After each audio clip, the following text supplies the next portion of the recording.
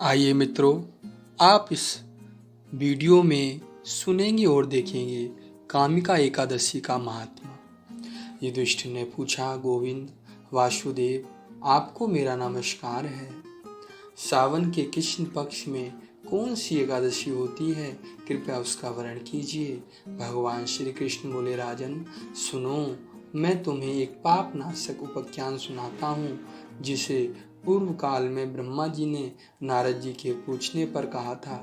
नारद जी ने प्रश्न किया, हे भगवान, हे कमलासन, मैं आपसे यह सुनना चाहता हूँ कि सावन के कृष्ण पक्ष में जो एकादशी होती है उसका क्या नाम है, उसके देवता कौन है तथा उससे कौन सा पुण्य होता है, ये सब बताइए।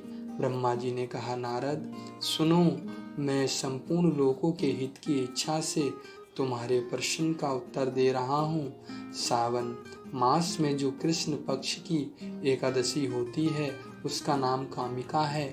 उसके स्मरण मात्र से वाजपेय यज्ञ का फल मिलता है। उस दिन श्रीधर हरि, विष्णु, माधव और मधुसूदन आदि नामों से भगवान का पूजन करना चाहिए। भगवान श्री कृष्ण के पूजन से जो फल मिलता है वह गंगा, काशी, नैमिषारण्य तथा पुष्कर क्षेत्र में भी सुलभ नहीं है। सिंह राशि के बृहस्पति होने पर तथा व्यतिपात और दंड योग में गोदावरी स्नान से जिस फल की प्राप्ति होती है वही फल भगवान श्री कृष्ण के पूजन से मिलता है। जो समुद्र और वन सहित समूची पृथ्वी का दान करता है तथा जो कामिका एकादशी का व्रत करता है वे दोनों समान फल के भागी माने गए हैं। जो व्याई हुई गाय को अन्याय सामग्रियों सहित दान करता है उस मनुष्य को जिस फल की प्राप्ति होती है वही कामिका एकादशी का व्रत करने वाले को मिलता है।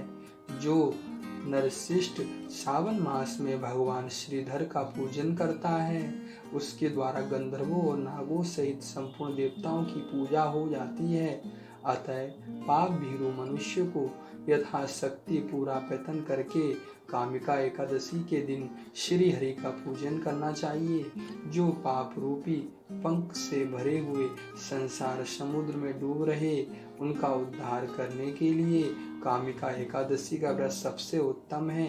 अध्यात्म विद्या परायण पुरुषों को जिस फल की प्राप्ति होती है उससे बहुत अधिक फल कामिका एकादशी के व्रत का सेवन करने वाले को मिलता है।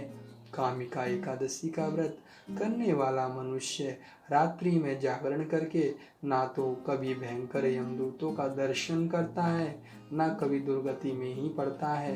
लाल मणि, मोती, वैद्र और मूंगे आदि से पूजित होकर भी भगवान विष्णु वैसे संतुष्ट नहीं होते जैसे तुलसी दल से पूजित होने पर होते हैं। जिसने तुलसी की मंजरियों से श्री केशव का पूजन कर लिया उसके जन्म भर के पाप निश्चय ही नष्ट हो जाते हैं। जो दर्शन करने पर सारे पाप समुदाय का नाश कर देते हैं, स्पर्श करने पर शरीर को पवित्र बनाती है, प्रणाम करने पर रोगों का निवारण करती है, जल से सींचने पर यमराज का भी भय को दूर करती है, आरोपित करने पर भगवान श्री कृष्ण के समीप ले जाती है और भगवान के चरणों में चढ़ाने पर मोक्ष रूपी फल प्रदान करती है।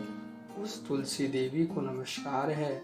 जो मनुष्य एकादशी के दिन रात दीपदान करता है उसके पुण्य की संख्या चित्रगुप्त भी नहीं जानते।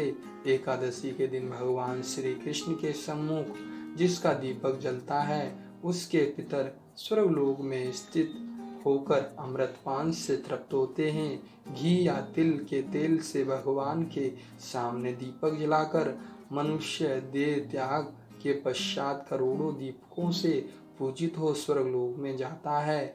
भगवान श्री कृष्ण कहते हैं, युधिष्ठिर, यह तुम्हारे सामने मैंने कामिका एकादशी की महिमा का वर्णन किया है।